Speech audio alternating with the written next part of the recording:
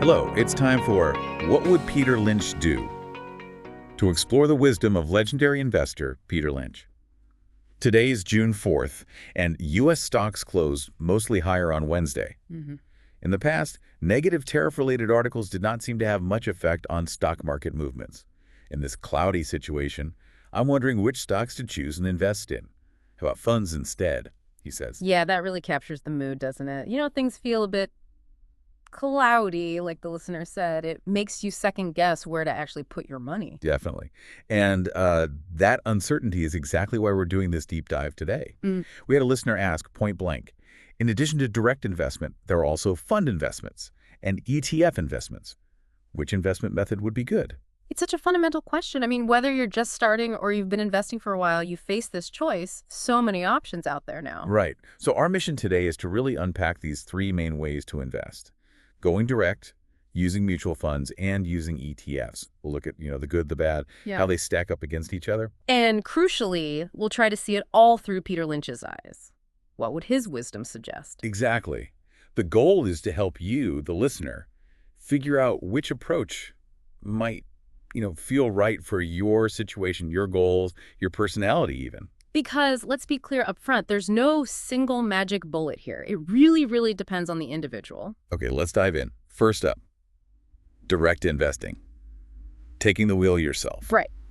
This is the hands-on method. You're the one doing the homework. You pick specific companies, the source mentioned, Samsung or Apple, for instance. So you analyze them, decide to buy, decide to sell.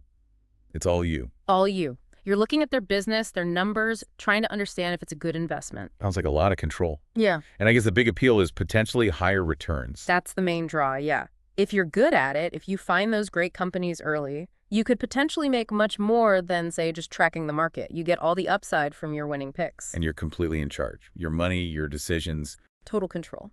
Which also means generally lower costs, right? Because you're not paying fund manager fees. Just, trading costs, basically. Okay. High potential, full control, lower fees. Sounds great. But what's the catch? It sounds demanding. Oh, it absolutely is. That's the main thing. The sheer amount of time and, frankly, effort it takes. Researching companies, keeping up with news, understanding industries. It's practically a part-time job, sometimes more. And I imagine the emotional side is tough, too, watching your picks go up and down.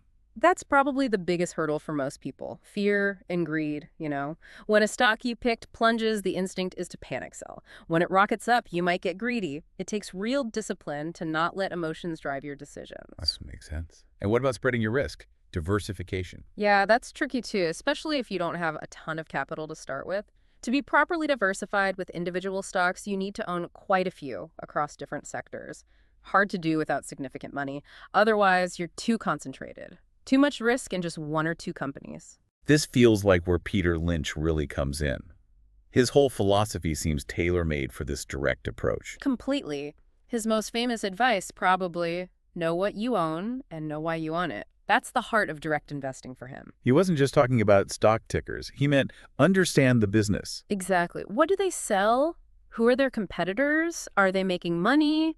Why do you think they'll do well? If you can't answer those basic questions, he'd say you shouldn't own the stock. So direct investing, in Lynch's view, is really for people willing to do that homework, to invest based on understanding, not just hope or hype. Precisely. It takes real conviction grounded in research. It's not for everyone. Okay, so if that level of intense effort isn't for you, maybe you don't have the time or just not the interest, what's the alternative?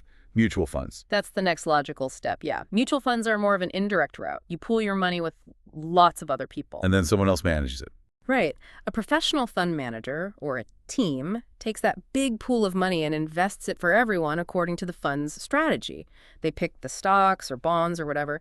You just buy shares in the fund. So the main advantage is expertise. You're letting the pros handle it. That's the idea.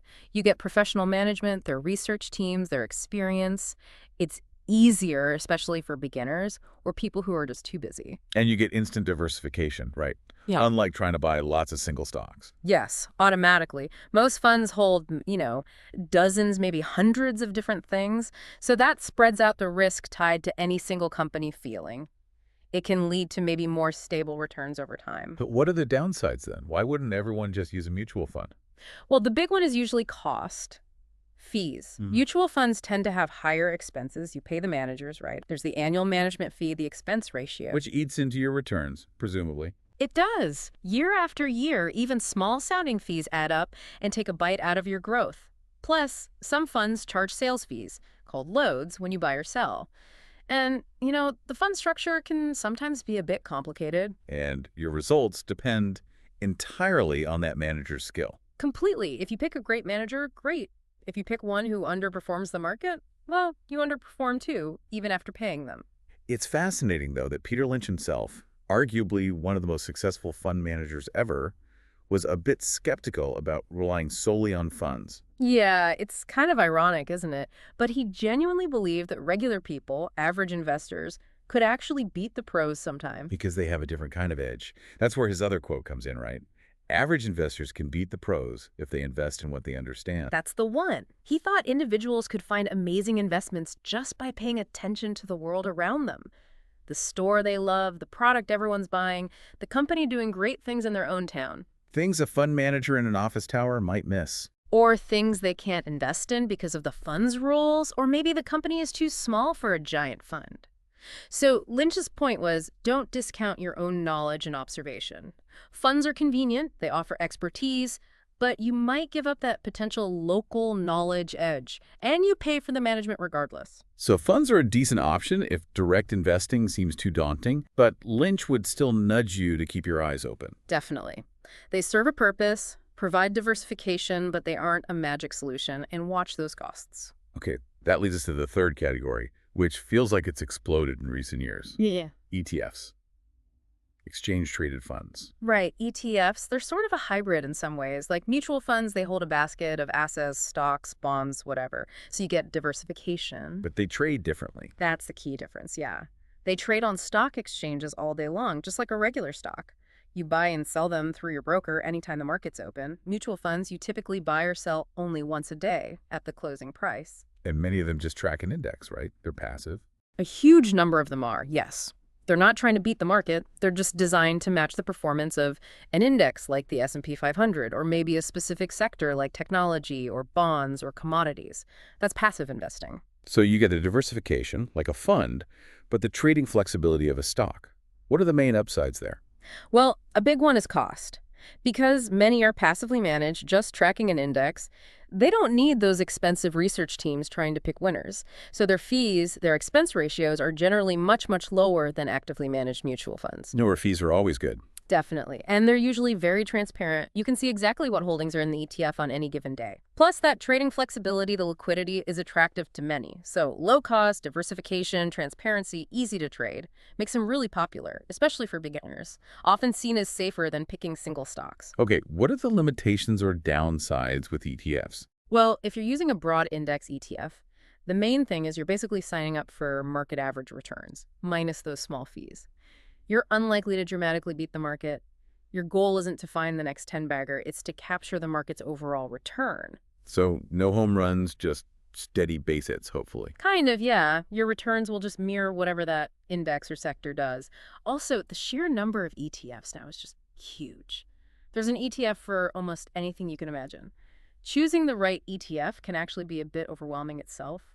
And I could see how, because they trade so easily, people might be tempted to jump in and out, try to time the market. That is a real risk, and it flies right in the face of a core Peter Lynch principle, even though ETFs weren't really his focus back then. He was all about patience, long-term perspective. That quote comes to mind again. You have to be patient. You have to be willing to take some pain. Most people aren't. Exactly.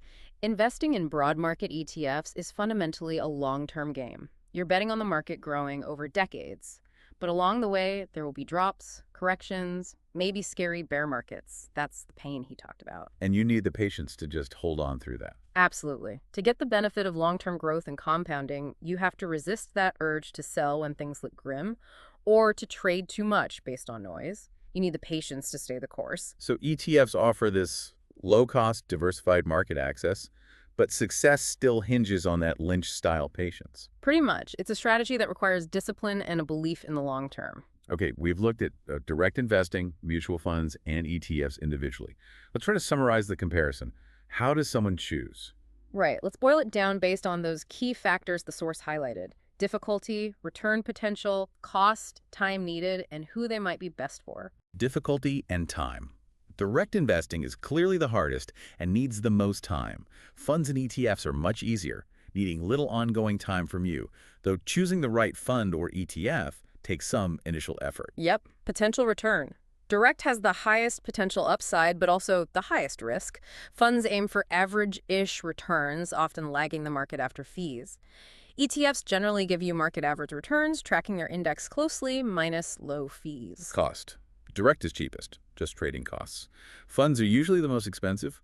Management fees, maybe sales loads. ETFs are typically very low cost. So putting it together, direct investing is maybe for the analytical type, someone who enjoys the research, wants control, and has the stomach for volatility. Mutual funds seem geared towards beginners or people short on time who want professional help in diversification and are willing to pay a bit more for it. And ETFs look like a great fit for those wanting low cost, broad market exposure, aiming for market returns, valuing transparency, and crucially, committed to that long-term patient approach.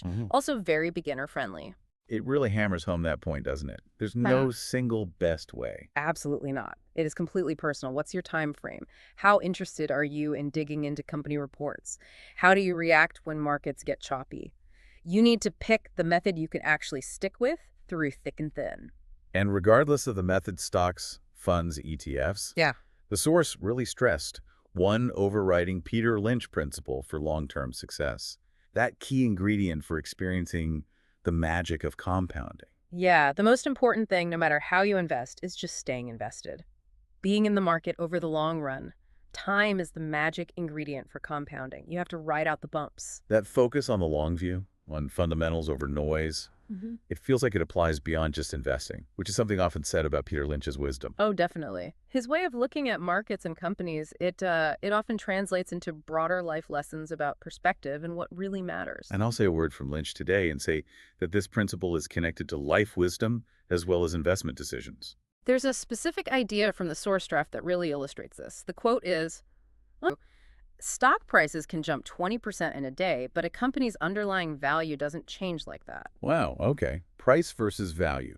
Huge in investing. How does that connect to life? Well, think about it. Life throws things at us constantly, right? Good news, bad news, praise, criticism, sudden setbacks, unexpected wins, the daily ups and downs. That's kind of like the stock price volatility. It can feel dramatic, capture all our attention. But it doesn't necessarily change who we fundamentally are or what's truly important in the long run. Exactly. Our core value, our character, skills, relationships, health, long-term goals, that's like the company's underlying value. It builds slowly, steadily through effort and time. It doesn't swing wildly based on yesterday's news or someone's fleeting opinion. So the life wisdom is, don't get swept away by the daily noise, the short-term price fluctuations of life. Focus on building your real underlying value.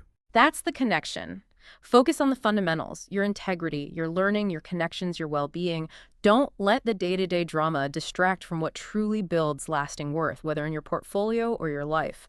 It's a call for perspective, patience, and focusing on substance. A powerful thought from Peter Lynch to reflect on. Indeed. And I'll end with, see you next time.